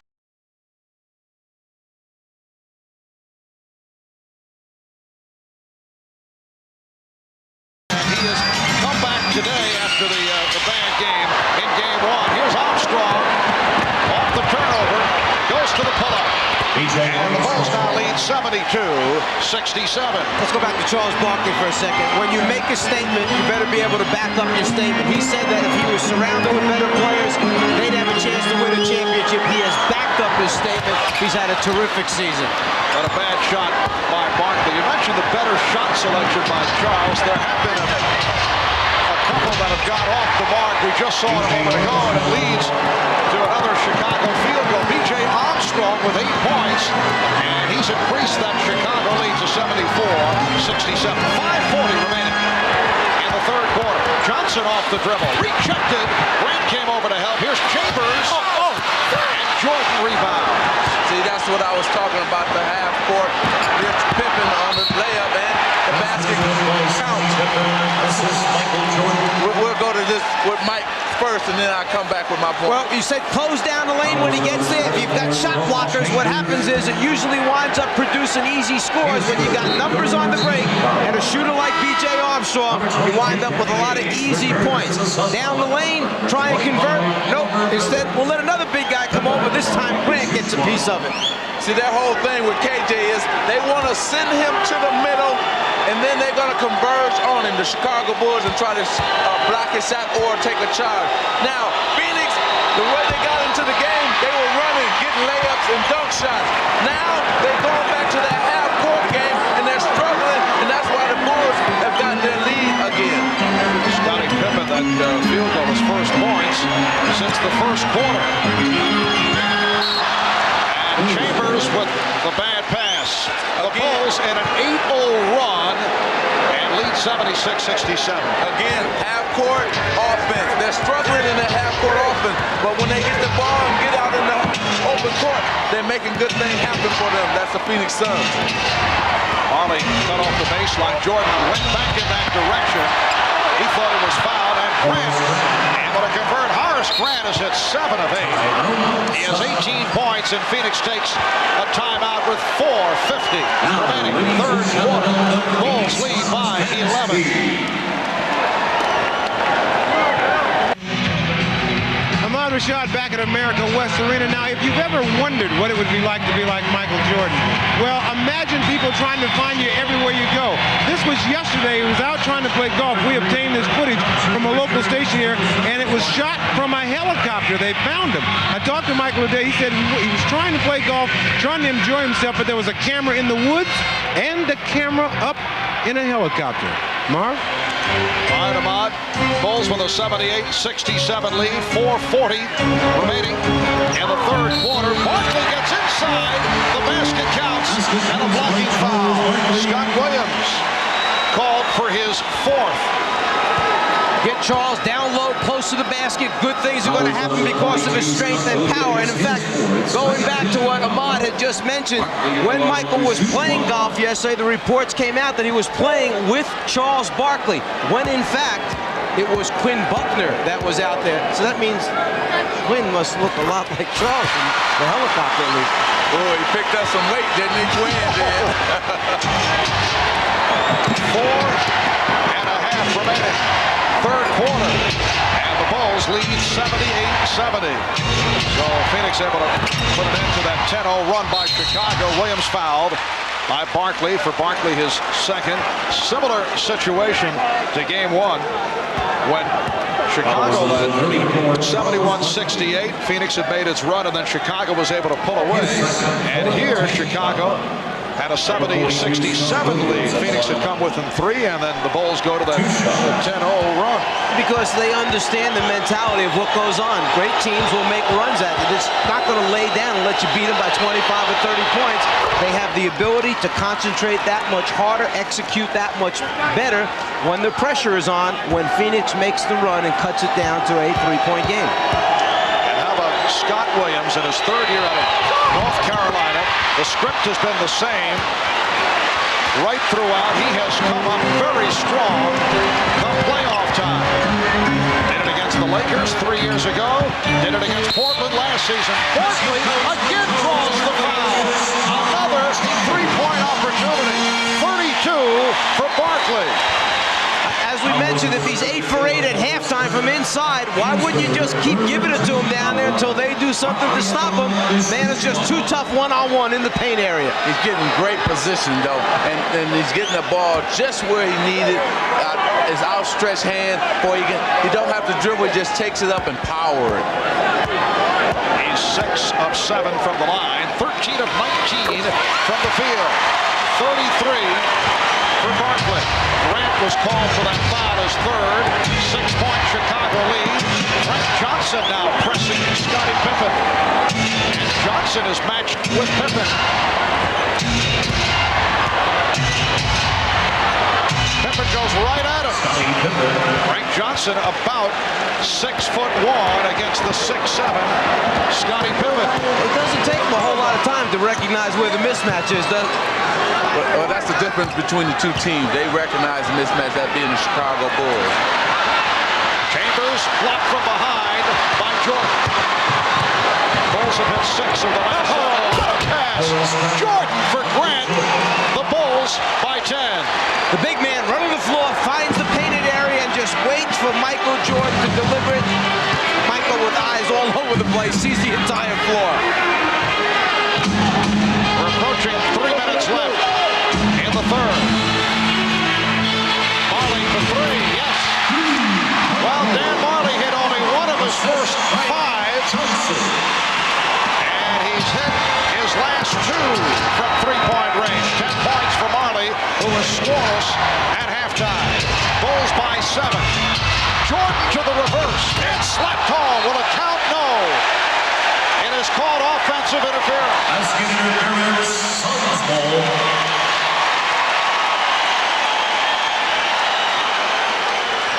Michael just tries to get it up on the glass, hoping something good will happen. Grant comes from the offside to follow up, but the ball is in the cylinder. Therefore, the basket is taken away. Good call. Danny Ainge with a good-looking drive to bring Phoenix within 5. 2.5 left in the third. Pippen. Crowd wanted to travel. Jordan. He's been off. Frank Johnson draws the reach in. Frank Johnson again has come on and done a nice job because Kevin Johnson once again has been ineffective.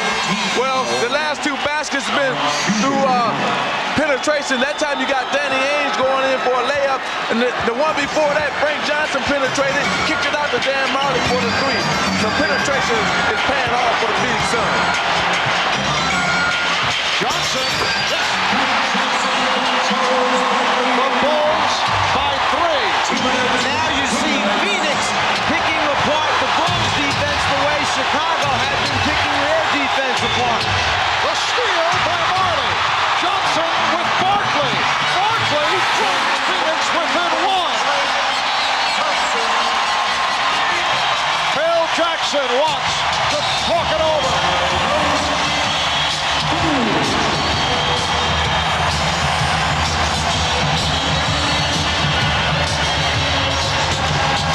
The Suns with 9 unanswered points. They've hit their last 6 shots, and they've cut into that Chicago lead. It is now the Bulls by 1.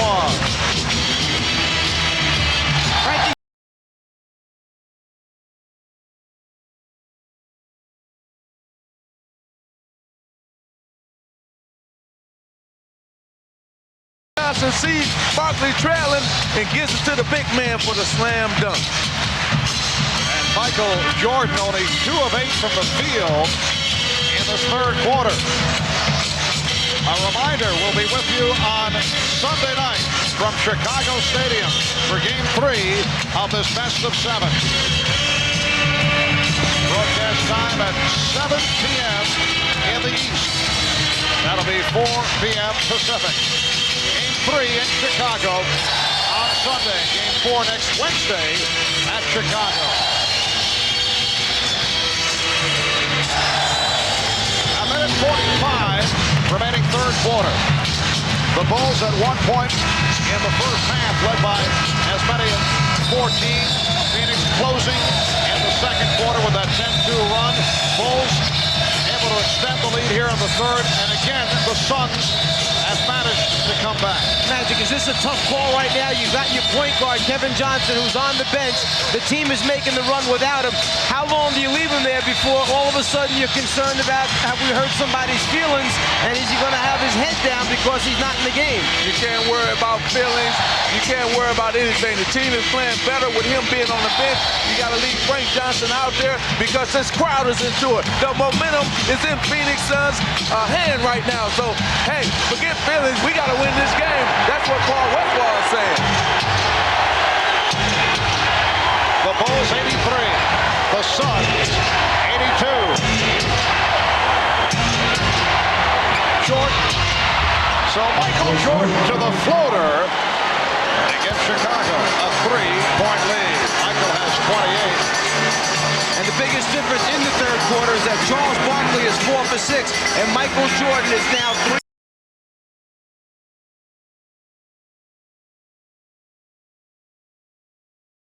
Same exact play this time. Johnson misses the shot. Ainge comes up hobbling off that steal attempt. Barkley to the rebound. Just under 1 minute remaining in this third quarter. Phoenix with the ball trailing by 3. The last time they led was back in the first quarter by the score of 19-17. Barkley works off a double team. Barkley, oh, look out. He landed hard. Charles Barkley going for the rebound, shake it up, but will hang in. Looks like he hurt his right elbow. It will be Chicago ball. First thing he does is bust through a double team to give himself some space to get a shot off. An incredible effort. And then Barkley going after it. His legs go out from under him, and he hits hard to the floor. Well, I think his teammate right here, see, Frank Johnson is up under him, so he had nowhere to come down, and that's why he hit the floor hard. Barkley wants to stay in. He is hurting. The reverse. Michael Jordan has 30. The Bulls now lead 87-82. The right arm of Charles Barkley is bothering him. He came down hard from a ways up. That's a big man landing on that forearm elbow area, and he's still trying to shake it off. 15 seconds left in the third. Chambers. Tom Chambers sweeping from left to right to cut it to 3. We're down to 5 seconds in the quarter. Here's Pippen. And again offensive interference call on the ball. And words between Frank Johnson, Scott Williams, B.J. Armstrong all involved. Michael Jordan trying to calm his teammates down. And the officials also looking to settle things down. Well, Frank Johnson is saying, hey, I apologize on Wednesday. I'm not apologizing tonight. And what happened was they all fell on the ground right here. And then at the end of it, I think it was a little pushing and shoving. And then Michael Jordan tried to calm everybody down. Frank Johnson was still upset. So I think everything is clear now. Jake O'Donnell will settle everybody down and get back to playing basketball. Oliver Miller pegs it in. Here's Barkley firing. Right, it was Frank Johnson tearing the jersey of Scottie Pippen in a collision, and you took exception when Frank apologized to Scottie Pippen, but no apologies right here. After 3, it's the Bulls 87 and the Suns 84. We'll be back after these messages and a word from your local station.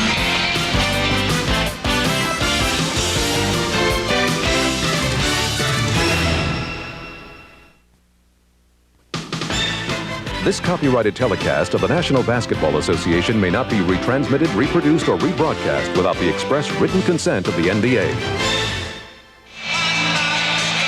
Magic, a moment ago, you mentioned the incident that took place in Game 1 on Wednesday, the incident between Scottie Pippen and Frank Johnson. Well, what happened was he tore his jersey, grabbed him, and then he came up and apologized to him after it happened in Game 1. Well, tonight, you got in another little skirmish here with Michael Jordan this time, and Frank Johnson said he's not apologizing for anything. As you see, he kicked Michael Jordan, then he went after all the Bulls standing there. And that's what you have to do in the playoff. Don't apologize for nothing. You're here to try to win a championship. Frank Johnson played well in the third quarter, but he'll sit down. Kevin Johnson has come on as this fourth quarter gets underway. The Bulls lead by 3. Ainge being guarded now by Paxson. Marley for 3. Yes! And the game is tied at 87. Dan Marley has hit his third from downtown. He's hit his last 3. They double up on Jordan. Stacey King fires to B.J. Armstrong. And Horace Grant posting up on Charles Barkley. The Bulls lead 89-87. Scoop Rashad came out of that last timeout and said that Phil Jackson told his team 5 times Phoenix has come at us tonight. They're going to come at us one more time. We've got to hold them off and make a push. And Charles Barkley has tied the game at 89. He has 37 points.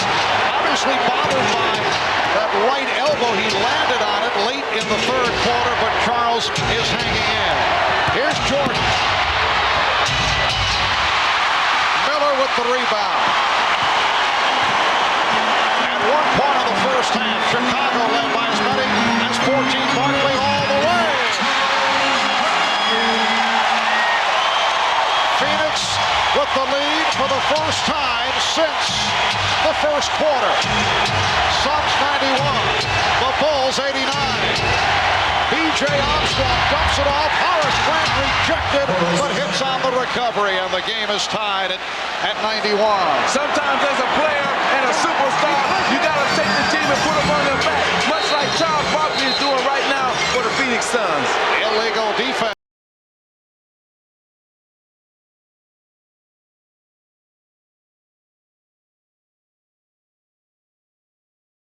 Into that right elbow when he fell to the floor just a few moments ago. During the timeout, he was treated by trainer Joe Prosky. They iced the elbow, they put cold spray on it, and they will continue to ice it during the timeouts. But Charles determined to stay in and win this game, Mark. Thank you, Hannah. Game tied at 91, 2 minutes gone by in the fourth.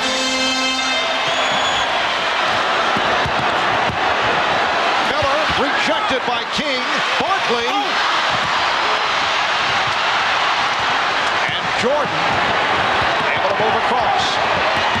Armstrong for 3. Knocked away by Johnson. It'll be Chicago ball, but a timeout taken by the Suns. 9:38 left in the game. They're tied at 91.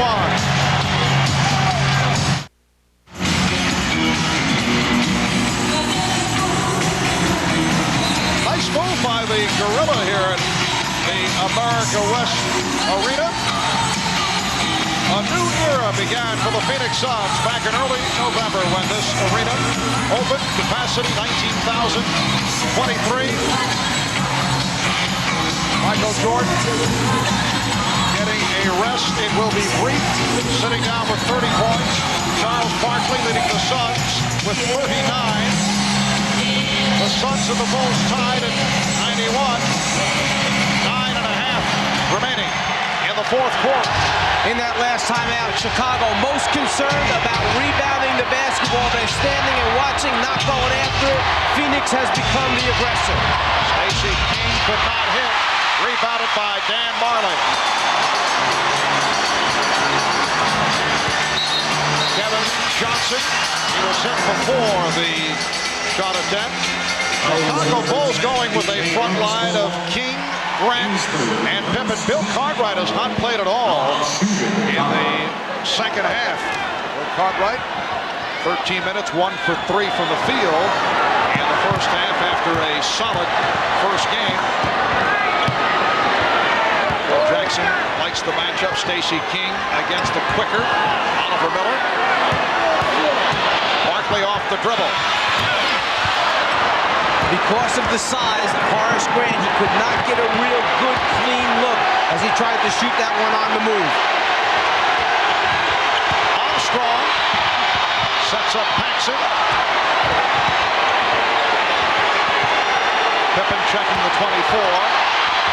5 remaining. Paxson. John Paxson line drives it home for his first field goal. See, that's what the Chicago Bulls are going to have to do. They got to go through Scottie Pippen to try to penetrate, make something happen either for himself or for a teammate, just like he just did there. Bulls by 2. Shot clock at 6. Ainge comes back to Ainge. Yes. Danny Ainge just ties the game at 93. Ainge with 10 points. Paxson for 3. John Paxson, a notorious street shooter, given the room, and he took advantage. And he's not running real well. That leg is bothering him. It bothered him when he came out earlier in the game, and you can see him struggling as he tried to get back, but it didn't affect his shot. Strong move to the hoop by Miller. Bulls by 1. 7:35 remaining. Fourth quarter. Chicago trying to make it 2-0 in his best of 7. Marley breaking up the pass, while Phoenix hoping to tie this series at 1. Floating to that familiar spot opposite the foul line area. Paxson's made so many big baskets during his career, and there's the guy that replaced him as a starter, BJ, passing over to Paxson in the corner for the jumper. Scott Williams is back replacing Horace Grant. Paxson. Shot clock at 4. Miller with the block. Miller behind the back. Miller try to go all the way. Ainge to the fadeaway. Miller gets it out. Marley passed on the 3. Marley to the basket. And last touched by Miller. There was a great example of Chicago's defense closing out, meaning running at that three-point line and forcing Marley to put it on the floor and come inside it. Once he came inside it, he couldn't get a clean route to the basket. Timeout is called with 6:59 remaining in the game. Miller Genuine Draft presents Genuine Moments. And this Miller moment takes us back to the 1981 finals. It was Larry Bird in only his second season leading the way as the Boston Celtics defeated the Houston Rockets in 6 games for Bird, his first NBA championship. And at the time, 14th overall for the storied Celtic franchise. In recognition of this moment, Miller Genuine Draft will donate $1,000 to the Thurgood Marshall Scholarship Fund. It is Chicago ball as we resume.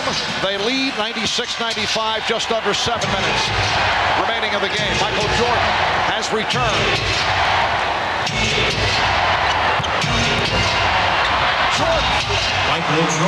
Michael has 32 points. See, Marv, the problem was Michael goes out of the game, the score is tied, he comes back, and the Suns are still down 1. Instead of gaining ground, they basically lost ground when Michael goes out. Here comes a steal there. Michael Jordan, the NBA steals leader, coming up with that bet. And again, the Bulls swing it effectively. 3-point Chicago lead. They've led most of the way. They've led by as many as 14.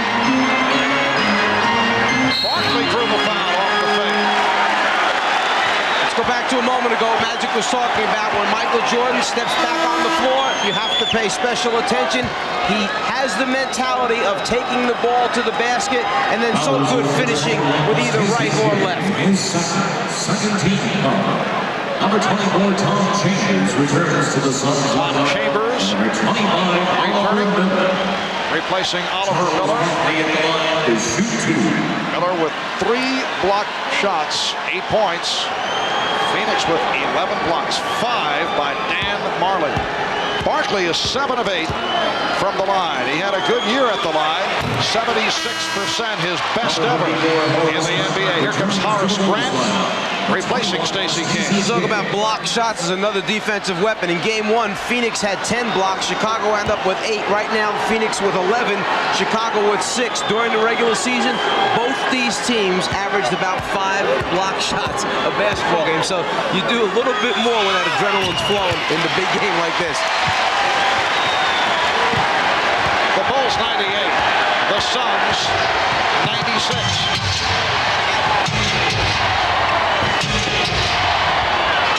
Michael Jordan, he's getting good looks. Oh yeah, see, Phil Jackson knew that was the right time to rest Michael. Now bring him back with 6 minutes to go and have him take over the game. Johnson and Williams rebounds. The Bulls with the ball and a 4-point lead. Jordan, rebounded by Chambers. Phoenix on the run. Barkley from Johnson, he came up short. He's claiming that he was fouled, pleading his case to Jack Madden. Pippen passed on the shot. And Jake O'Donnell blows the whistle. Let's go back to what Charles Barkley is complaining about right now as he tries to finish off the play. The hand in the face is what Charles is claiming took place. He wants to know why no foul is called. Barkley on the drive, the swipe attempt by Jordan. Charles saying, hey, I should be shooting a couple free throws, but no sympathy. And a foul called on Tom Chambers, giving Chicago a new 24.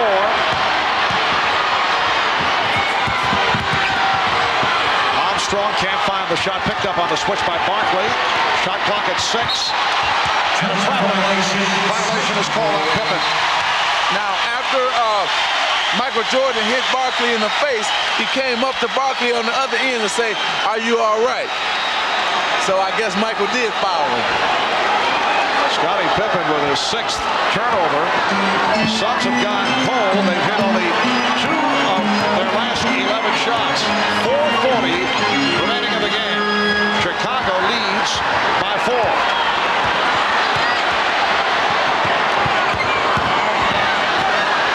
Ainge for 3. Barkley missed the tip. And Armstrong gets to it. You see gang rebounding by Chicago. Everybody tries to help out. And Jordan able to finish it off. And the foul. Beautiful fast break executed. The foul was called on Kevin Johnson. Now the key to this fast break is B.J. Armstrong, because watch him look over the man who was guarding Michael Jordan, and he looked him off and then came right back to him. Beautiful move by B.J. to set up Michael Jordan. And the difference in this game right now is going to come down to half-court execution, and we know already who is the better half-court team, which is the Chicago Bulls. So Phoenix is going to have to execute here in that half-court if they're going to win this game. And Frank Johnson has come on for Kevin Johnson. Frank Johnson played well earlier. Kevin Johnson again has been ineffective. Frank Johnson, though, called for the travel.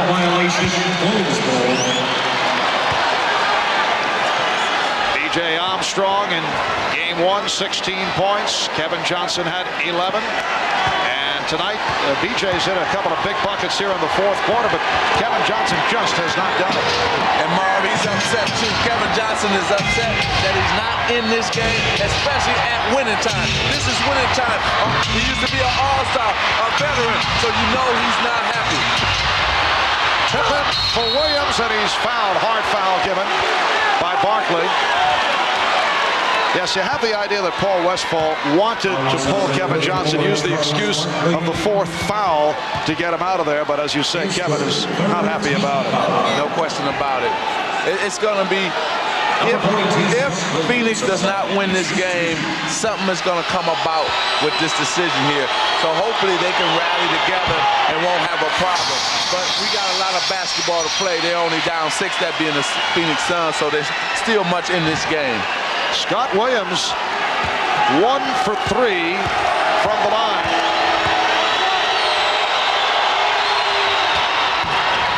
And the Bulls having the difficulties at the line, but a key rebound by Horace Grant.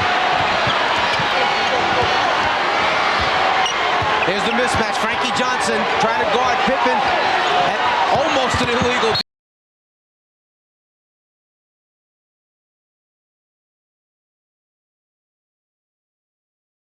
Also, a new 24 presented to the Bulls.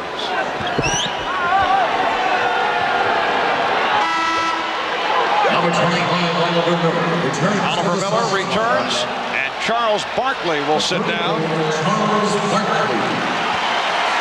I would think this will be a brief rest. Barkley departing with 40 points, 13 rebounds.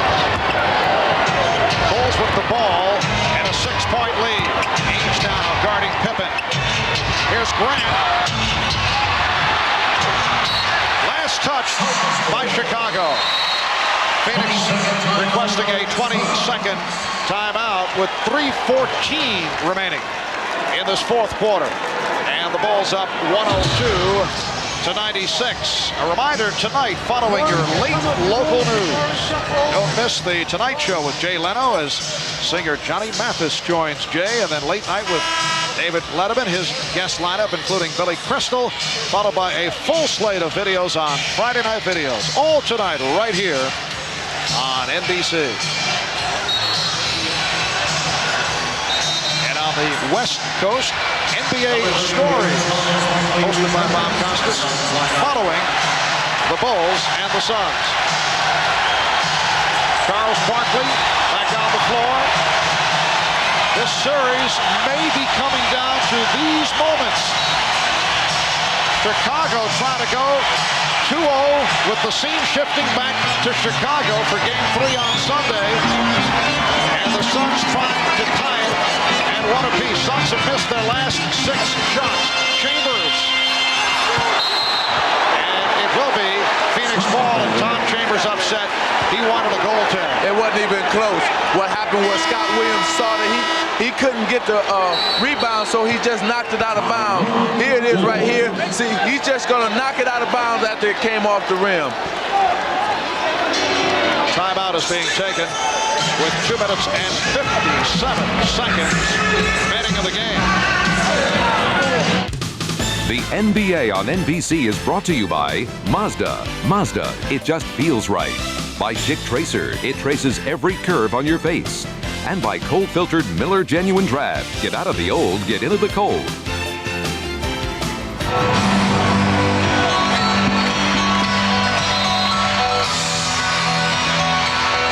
Back in Phoenix, Marv Albert, Mike Fratello, Magic Johnson, 2:57 remaining of the game. The Bulls 102 and the Suns 96. Kevin Johnson remaining on the bench, with Paul Westphal opting for the veteran, Frank Johnson. The only way you can look at this is you can't make it a personal thing. It's the team trying to win. Coaches are forced into making difficult decisions.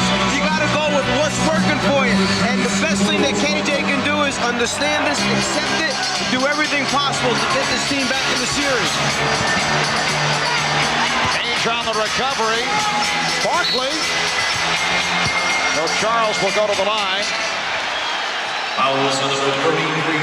Scottie Pippen called for his 4th.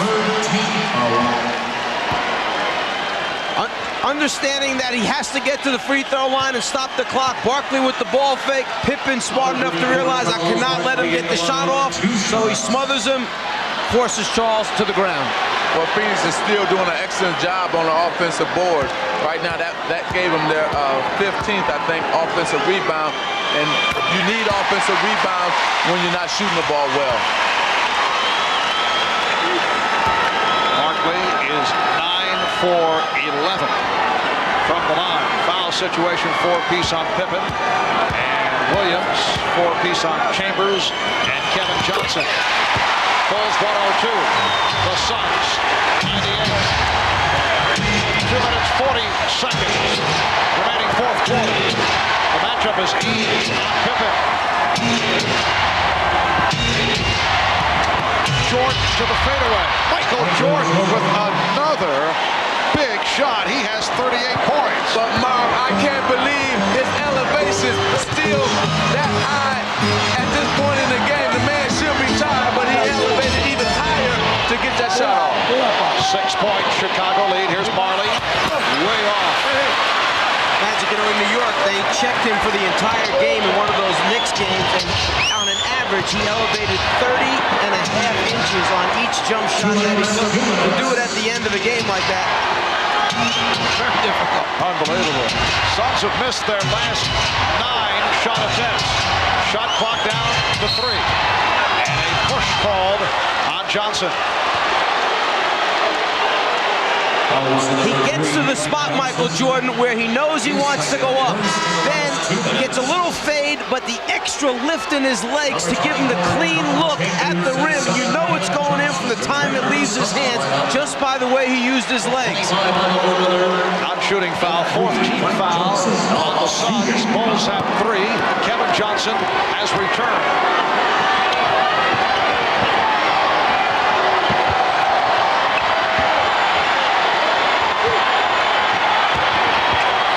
The series of fakes, Michael Jordan makes it 40 points, and the Bulls with a 106-98 lead. It's a triangle offense, all right, but the triangle is smart enough to get the ball to Michael Jordan in a one-on-one isolation. The other 4 red shirts on the other side of the floor. Watch it, Michael. A minute 33 to go. Suns down to their final timeout. 1 remaining. The home crowd trying to urge the Suns on. They are down 106-98. Timeouts remaining. Bulls have 1 foul to give. Next foul by Phoenix puts them over the limit.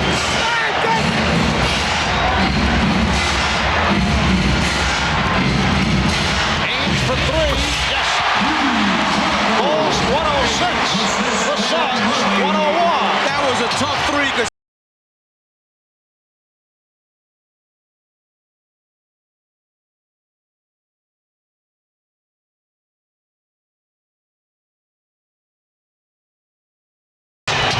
7 on the 24. Jordan. Chambers with the rebound. Michaels have a hot hand.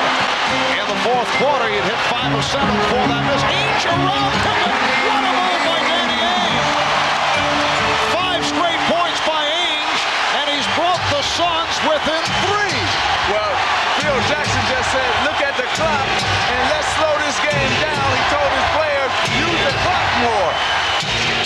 Shot clock at 10. 42 seconds to go in the fourth. Pippen. Rebound Chambers. Chicago has a foul to give. They better keep that in mind now and use it wisely. Oh, Kevin Johnson fortunate that Armstrong was called for that foul because Kevin lost the dribble off his foot. One of the reasons they went out and got this guy from Portland is because he has the ability to make big shots. He's been in a lot of big critical situations, big basketball games. First the outside, then the inside for Danny Ainge. Now right here, it's important for Chicago to make Phoenix use some of the clock. Good block by Pippen. Knocked away by Pippen. We're down to 20 seconds. Chicago with the ball and a 3-point lead. And the foul given by Kevin Johnson. I'm not sure that with this much time remaining on the 24-second clock and in the game that you've got to take a quick pass and try to get it up. You got 27 remaining in the game, 18 on the shot clock. Get a good high percentage shot. Well, I think when you live by by the jump shot, you die by the jump shot, and that's what's going to happen right here. Scottie Pippen was 3 of 9 from the line in game 1. Tonight, 3 of 4. And the Bulls now lead 107 to 103. 17 and 4/10 seconds remaining. I think if Phoenix loses this game, they're going to look back at when it was 9:38. The score was tied 91-91. Jordan went out. When he returned with 6:59, they were up 96-95. And now Michael has scored, 6 points since he returned and got them this lead. Timeout called. We'll be right back. On the handoff from KJ to Ainge, Pippen slides underneath it, and he has so much range that he is able to go underneath the guy that handed off KJ, still elevate and get a piece of that three-point attempt by Danny Ainge. In my opinion, an ill-advised shot at that time. Scottie Pippen has not had big numbers offensively for